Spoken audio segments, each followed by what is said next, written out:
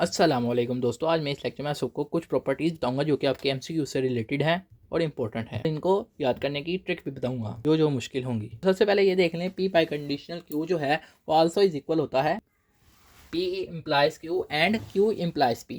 तो ये तो सिंपल है। जैसा कि आप इसकी अगर इधर से डायरेक्शन देखें तो ये देखें पी इम्प्लाइज क्यू और फिर एंड क्यू इम्प्लाइज पी। तो ये इस तरह भी आप याद कर सकते हैं क्योंकि बहुत ईजी है। इसी तरह नेक्स्ट इसकी जो प्रॉपर्टी है पी इम्प्लाइज क्यू जो है वो आल्सो इक्वल होता है। अगर हम दोनों तरफ इनके नॉट गेट लगा दें तब भी इसके जो आंसर है यानी इनकी जो ट्रुथ वैल्यूज हैं वो सेम ही आएंगी। या अगर हम ऐसा भी करें कि सिर्फ और सिर्फ क्यू के आगे जो है वो नॉट गेट लगा दें, क्यू को अपोजिट कर दे, पी को उसी तरह रहे, तब भी इनका आंसर जो है वो सेम आएगा। तो ये इतनी मुश्किल प्रॉपर्टीज नहीं है। उसके बाद नेक्स्ट देखें तो ये पी इम्प्लाइज क्यू जो है वो इज इक्वल है पी एंड क्यू और साथ में और गेट लगा हुआ है और साथ में देखें not P and not Q. यहाँ पे भी सिंपल ही है, एक दफा पी एंड क्यू हो रहा है और एक दफा not P and not Q हो रहा है और इसके साथ और गेट लग रहा है। तो ये भी सिंपल है। मुश्किल है वो थोड़ी बहुत इंप्लीकेशन की है, तो उसकी आपको ट्रिक्स बता देता हूँ। इंप्लीकेशन की देख लेते हैं। पहली तो सिंपल ही है जो कि मैंने आपको पहले बताई भी थी कि इसकी डीएनएफ फॉर्म है। तो पी इम्प्लाइज क्यू जो है आल्सो इज इक्वल है नॉट पी एंड पी और क्यू।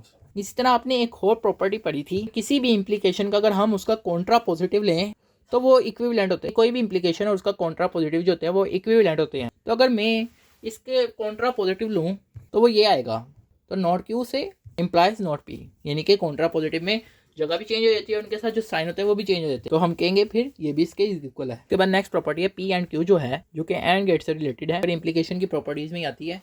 तो वो इज इक्वल होता है not P implies not Q. कैसे बराबर है तो मैं इसको आपको प्रूव कर देता हूँ ताकि आपको आसानी से याद हो जाए। यहाँ पर मैंने राइट हैंड साइड ले ली है उस इक्वेशन की, यानी कि जो प्रूव करना है। तो सबसे पहले जैसे कि आप जानते हैं कि पी इम्प्लाइज नॉट क्यू जो होता है वो इज इक्वल होता है नॉट पी, यानी कि इस तरफ जो भी होता है वो नॉट हो जाता है, उसके साथ और लगता है और जो सेकंड होती है वो एज इट इज आ जाती है।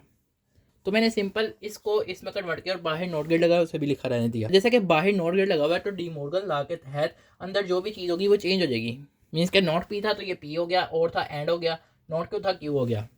सिंपली इसे इस तरह लिख दिया। तो यहाँ पर भी वही चीज़ लिखी हुई है, तो ये यहाँ पर इस तरह। तो एमसीक्यू जब इस तरह के छोटे मोटे हैं तो आप उसको प्रूफ कर लिया करें तो आपको पता चल जाएगा कि ये चीज़ इसके बराबर है, इसका ये आंसर है। उसके बाद नेक्स्ट जो है यहाँ पे पी इम्प्लाइज क्यू, अगर उसके बाद नॉट गेट लगा हुआ है और वही इक्वल आ रहा है इसके पी एंड नॉट क्यू। मैंने आपको पहले लेक्चर्स में एक्सप्लेन भी किया है और प्रूफ भी करके दिखाया है। उसका लिंक भी मैं डिस्क्रिप्शन में रख देता हूँ, तो आप देख लेना अगर आपने देखना हुआ तो। इस तरह ये भी मैंने समझाया है, लेकिन फिर भी आपको इसकी ट्रिक बता देता हूँ। तो यहाँ पर आप देखिए कॉमन क्या आ रहा है, यहाँ पे देखिए पी और एरो कॉमन आ रहा है इन दोनों में, दोनों ब्रैकेट्स में। फिर जो चीज़ कॉमन आ रही है उससे मैंने कॉमन निकाल दिया, पीछे का बचा क्यू एंड आर बचा, तो इसे ब्रैकेट में लिख देते हैं। ये इसकी राइट हैंड साइड आ गई इस तरह, यानी कि इसकी राइट हैंड साइड। तो इस तरह आपको आंसर पूछे जाते हैं। लेफ्ट हैंड साइड दी होगी, राइट हैंड साइड लिखनी होगी, या राइट हैंड साइड दी होगी, लेफ्ट हैंड साइड लिखनी होगी। इस तरह नेक्स्ट है, यहाँ पे देखें पी कॉमन आ रहा है, तो यहाँ पे देखें पी भी कॉमन था, ये भी कॉमन था, तो पी को भी कॉमन निकाले, ये भी निकाल लिया, पीछे का बचा क्यू और ये बचा और साथ में आर बचा, तो फिर ये लिख दिया इस तरह।